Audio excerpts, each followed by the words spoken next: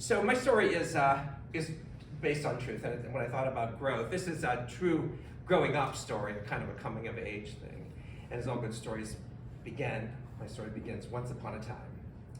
When I was 10 years old, 1967, about half of the room wasn't born then, I was an altar boy, and I was one of the best altar boys. I was to get singled out to, I went to a very large Catholic grade school. There were 180 children in my grade school class. Right? Some high schools around here don't have that now, but I used to get called out of class to do funerals. And you got $2 for a funeral and $5 for a wedding. In the summertime, we still had responsibilities. My church had 3 daily masses, 7 a.m. in the morning, I think, like 8 o'clock or 8:30, and then a 7 p.m. mass. And you would be assigned for a week. So if you were on 7 p.m., you had to go and serve mass 7 p.m. every day during the summer. And there was no pay involved in the regular masses.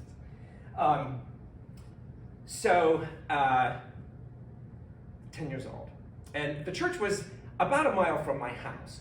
But the significant part of the story is that summer, I got a brand new bike. Now this was not my first bike, but it was a new bike. My first bike was picked out of a trash can somewhere down in Lisbon because my brother-in-law worked for City Loan, and he was around repossessing people's cars. And I think my father said, be on the lookout for a thing. And he found this bicycle frame that had one tire, and he brought it home, and my dad magically put a bicycle together. So for 3 or 4 years, that was my bike. But I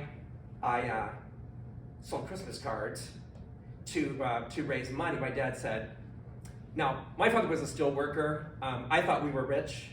We never wanted for anything. I don't know how my parents raised 4 of us and sent us all to Catholic school and all that, but my dad said, listen, I know all the other boys in the neighborhood have fancy Schwinn bicycles with the long seat and the sissy bar and the handlebar and all that kind of thing. He said, I'll match whatever you can earn. So I think I earned like $57 selling Christmas cards. And so for $110, I got this beautiful new bike. It was chrome, bronze. So I was assigned to serve at 7 p.m. Mass. And it was like the middle of the summer. And my mom said, you can ride your bike to church and back. I was like the proudest, I was the proudest kid. All downhill all the way to the church. Coming back was a different story. So I go down, I make my way down to the church, and I don't remember what day of the week it was. It was in the middle of a weekday, and it was hot. And back then, our church was not air conditioned, and I went in, and I went in the front door, and I went up through the church, and as I was going down, I heard a funny sound. It sounded like someone was snoring. Now I'm going to stop right there. I'm going to backtrack just a little bit. So I was 10 years old. I had 3 older sisters, but my sister Patty, who was just, I was in 5th grade, she was in 8th grade, she knew everything. I would see, in the afternoons, I would see this little lady from down the street, that lived down the street from us.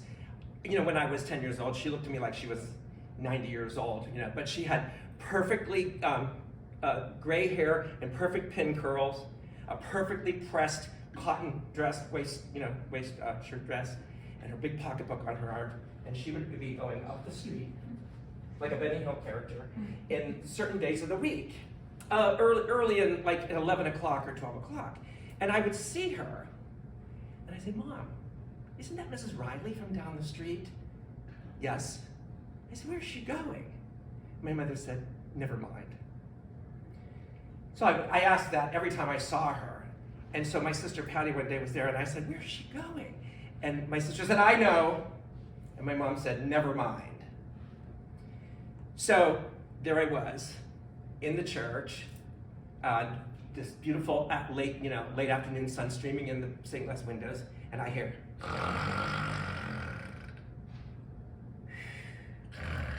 the snoring.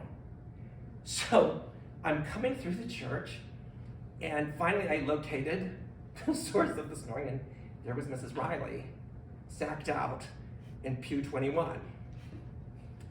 snoring like dead as a doornail. There she was, laying in the pew with her pocketbook. Well, the pin curls were a little bit loosened. This was 6:30 p.m. in the evening, and suddenly I realized why Mrs. Riley was sleeping in the church. Because when I would see her going every day, she would go up the street and catch the bus about a mile to the Tangier bar, and she would drink in the afternoons. And she was what we refer to as a lovable lush. But this particular day, there she was. Now, I knew that people were going to start coming in for 7 o'clock Mass, and I was like, oh my God, what do I do? So I went across the street to where the priests lived, and Father Hennessy, this good Irish priest, that I knew we were supposed to have the Mass that night, knocking on the door. And Father Hennessy came and says, "What is it, son?" And I said, Father, there's a lady sleeping in the church.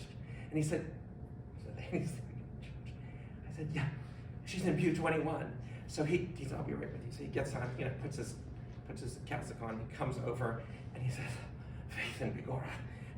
So he said, "Go in the back and get ready." So they called the police, and so the police arrive, and they're out there, they wake her up, and they were trying to decide what to do.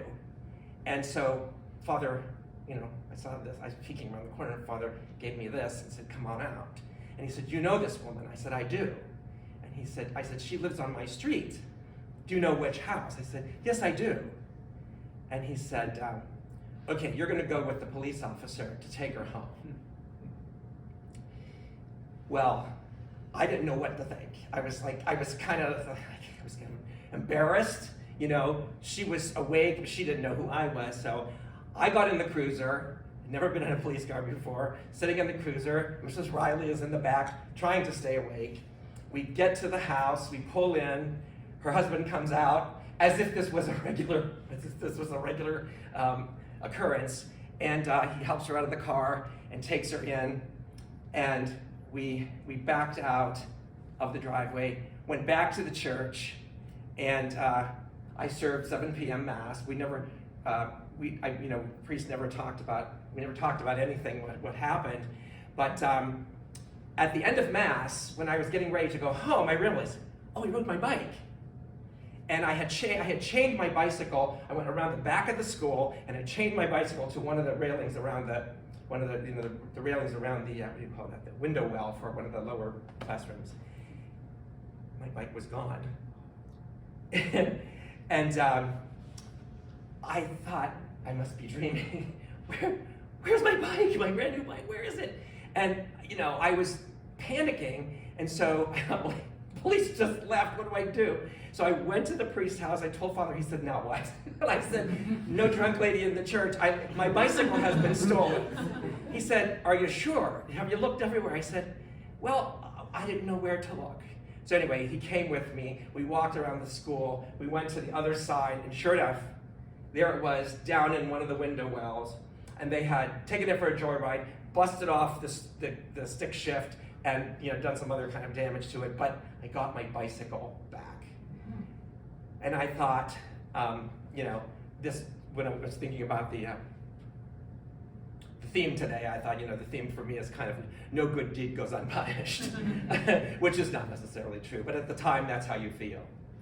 But I thought back to when I got out of the police cruiser and was composing myself to go back into the church and do my altar boy thing. The officers looked at me and said, "You did a good job. You did a good thing today."